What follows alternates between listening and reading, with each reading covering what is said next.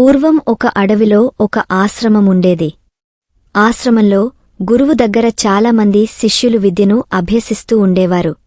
ఒకరోజు మాధవయ్య అనే శిష్యుడు తన గురువు దగ్గరకు వెళ్లి అడిగాడు, గురుదేవా, కర్మ అంటే ఏమిటి? దాని అర్థం నాకు చెప్పండి. కర్మ సిద్ధాంతాలు ఏమైనా ఉన్నాయా? దయచేసి అవన్నీ నాకు అర్థమయ్యేలా వివరించండి. అప్పుడు గురువు ఇలా వివరించారు, నాయనా, కర్మ అనేది మన జీవితాన్ని ఎలా జీవించాలి, ఎలా జీవించకూడదు అనే దానికి సంబంధించిన అద్భుతమైన సిద్ధాంతం. కర్మ సిద్ధాంతాలు 12 ఉంటాయి. ఇవి జీవితంలో పాటించేవారు సంతోషంగా, ధర్మబద్ధంగా జీవిస్తారు. మానవుడు దేనికి భయపడకపోయినా కర్మ ఫలితానికి మాత్రం భయపడాలి. కర్మ మన భవిష్యత్తును ఎలా మార్చుతుందో ఒక కథ ద్వారా నీకు వివరిస్తాను అంటూ గురువు కథను ప్రారంభించారు. పూర్వం ఒక ఊరిలో ఒక మహారాజు ఉండేవాడు. ఒకరోజు ఆయన తన మంత్రితో కలిసి రాజ్యంలో విహరిస్తూ ఒక అంగడికి చేరుకున్నారు.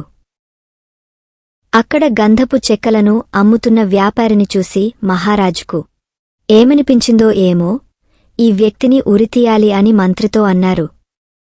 ఆ మాటలు విన్న మంత్రి ఆశ్చర్యానికి గురయ్యాడు. ఎందుకు ఆ వ్యాపారిని శిక్షించాలనుకుంటున్నారో తెలుసుకోవడానికి అతడు విచారణ ప్రారంభించాడు. మరుసటి రోజు ఉదయమే సాధారణ వ్యక్తి వేషం వేసుకుని ఆ గంధపు చెక్కలు అమ్మే వ్యక్తి దగ్గరకు వచ్చి మంత్రి ఇలా అడుగుతాడు. అప్పుడు ఆ వ్యాపారి ముక్కుసూటిగా జవాబు చెప్పాడు, నా గంధపు చెక్కలను కొనేవారు లేరు. అందరూ వస్తారు, వాసన చూస్తారు, బాగున్నాయి అంటారు కాని ఎవరూ కొనరు. నాకు లాభం లేకపోవడం వల్ల ఎల్లప్పుడూ బాధపడుతుంటాను. అప్పుడు ఆ మంత్రి, నీ గంధపు చెక్కలు అమ్ముడు కాకపోతే నువ్వు ఏం చేస్తావు అని అడుగుతాడు. అప్పుడు వ్యాపారి కోపంతో, నా కట్టెలకు ఎవరు విలువ ఇవ్వడం లేదు. అందరూ వాసన చూస్తారు కాని కొనరు. అందుకే నా గంధపు చెక్కల విలువ ప్రజలకు అర్థం కావాలంటే మహారాజు చనిపోవాలని నా మనసులో కోరుకుంటున్నాను అని నిస్సహాయంగా అంటాడు. ఈ మాటలు విన్న మంత్రి పరిస్థితిని పూర్తిగా అర్థం చేసుకుంటాడు. వెంటనే కొన్ని గంధపు చెక్కలను ఆ వ్యాపారి వద్ద నుండి కొనుగోలు చేసి వాటిని వాసన చూస్తూ, ఎవరినైతే నువ్వు మరణించాలని కోరుకున్నావో ఆ మహారాజు నీ గురించి ఎంతగా ఆలోచిస్తున్నాడో అని అంటాడు మంత్రి. ఆ గంధపు చెక్కల సువాసనను ప్రశంసిస్తూ రాజు తరపున కొన్ని బంగారు నాణ్యాలను తీసి, ఈ బహుమతిని నీకు మహారాజు పంపించారు. ఇకనుంచి రాజధానిలో ఎప్పుడైనా గంధపు చెక్కల అవసరముంటే నీ దగ్గరనుంచే కొనుగోలు చేయమని మహారాజు చెప్పారు. ఈ మాటలు విని వ్యాపారికి తన తప్పు అర్థమవుతుంది. నేను ఎంత పొరపాటుగా ఆలోచించాను. మహారాజు నిజంగా గొప్పవారు. ఆయన ప్రజల గురించి ఎల్లప్పుడూ మంచిగా ఆలోచిస్తారు అని తన మనస్సులో మార్పు కలిగినట్లు చెప్పి, మహారాజు నిండు నూరేళ్లు ఆయురారోగ్యాలతో ఉండాలని కోరుకుంటున్నాను అని అంటాడు. అతని మాటలు విని మంత్రి చాలా సంతోషించి అక్కడి నుండి వెళ్ళిపోయాడు. కథను ముగించిన గురువు కథను జాగ్రత్తగా విన్నావు కదా. ఇందులో చెప్పినది ఏమిటంటే, మన ఆలోచనలే మన కర్మలు.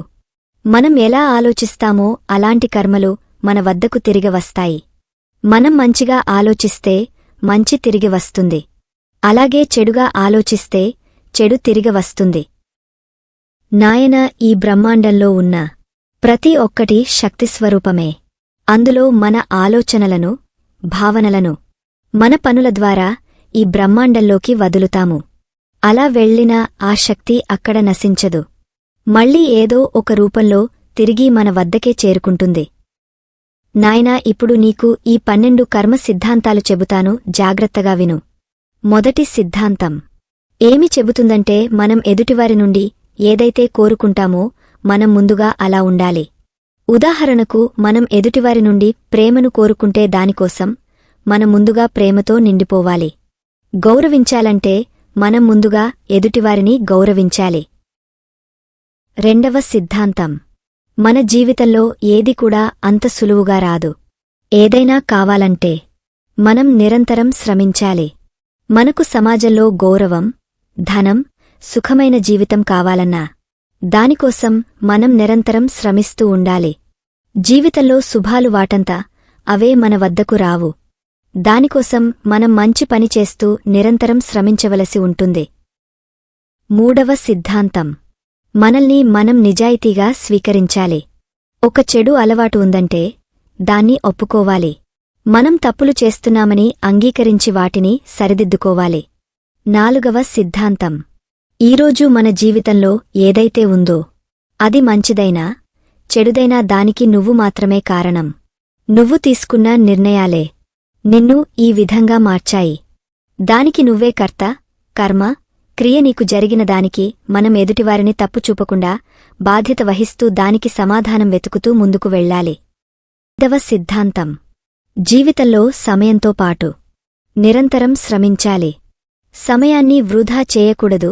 అనవసరమైన విషయాల వెంటపడి మన విలువైన సమయాన్ని వృధా చేసుకోవద్దు. సమయాన్ని మన అభివృద్ధి కోసం ఉపయోగించాలి. ఆరవ సిద్ధాంతం.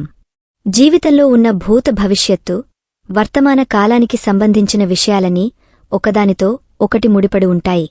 దేనిని తక్కువగా అంచనా వేయరాదు. ఇప్పుడు ఒక వ్యక్తి గొప్ప వ్యక్తిగా ఉన్నాడంటే అతను పూర్వం దానికోసం ఎంతో కష్టపడి ఉండవచ్చు. తన తల్లిదండ్రులు అతని విద్య కోసం కష్టపడి ఉండవచ్చు. పూర్వం నేర్చుకున్న విషయాలు వర్తమానంలో పనిచేస్తాయి. అలాగే ఈరోజు నేర్చుకుంటున్న విషయం భవిష్యత్తులో పనిచేస్తుంది. అందుకే మానవుడు ఎప్పుడు సమయం లభించిన ఏదో ఒక పనిని నేర్చుకుంటూ ఉండాలి. ఏడవ సిద్ధాంతం. ఒక సమయంలో ఒకే విషయంపై దృష్టి పెట్టాలి. ఒకేసారి అనేక విషయాలపై దృష్టి పెట్టడం వల్ల ఆ పనిని సరిగ్గా చేయలేము.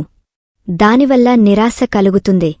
అందుకే ఏదైనా ఒక విషయాన్ని ఎంచుకుంటే దానిని సాధించేంతవరకు కేవలం ఆ ఒక్క విషయంపైనే దృష్టి ఉంచాలి. ఎనిమిదవ సిద్ధాంతం. మీరు జీవితంలో సుఖంగా జీవించాలని అనుకుంటే జరిగిపోయిన విషయాల గురించి ఆలోచించకూడదు.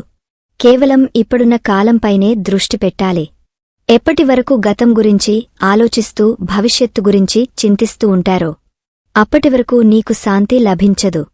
వర్తమానంలో జీవించడం నేర్చుకోవాలి. తొమ్మిదవ సిద్ధాంతం. ఏదైనా ఒక పని పదే పదే ఒకే విధంగా చేసి కొత్త ఫలితాల్ని ఆశించటం మూర్ఖత్వం.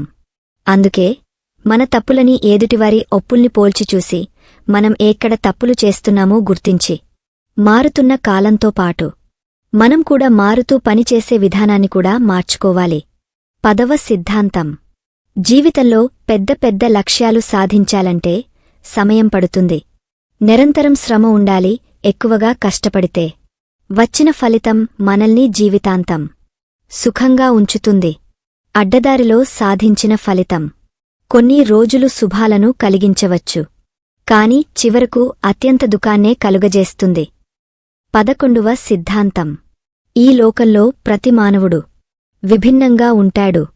ఒక్కొక్కరి వద్ద ఒక్కో విశిష్టత ఉంటుంది. మీరు చేసే పని ఒకరికి చిన్నగా అనిపించవచ్చు, అదే పని వేరేవారికి ఎంతగానో ఉపయోగపడవచ్చు. ఎవరినీ తక్కువగా చూడరాదు. ప్రతి ఒక్కరిలో ఒక విశిష్టమైన శక్తి ఉంటుంది. 12వ సిద్ధాంతం. మనం ఎదుటి వ్యక్తి గురించి మన మనసులో ఎల్లప్పుడూ మంచిగానే ఆలోచించాలి. ఎవరి గురించి చెడుగా మన మనసులో ఆలోచించకూడదు. మన ఆలోచనలే కర్మఫలితాలు. అదేవిధంగా తిరిగి మన వద్దకే చేరుకుంటాయి. ఇదంతా చెప్పిన గురువు. నాయనా, మనం ఏది చేస్తే అదే మనకు తిరిగి వస్తుంది కర్మఫలితం నుండి. ఎవ్వరూ తప్పించుకోలేరు అని చెప్తాడు.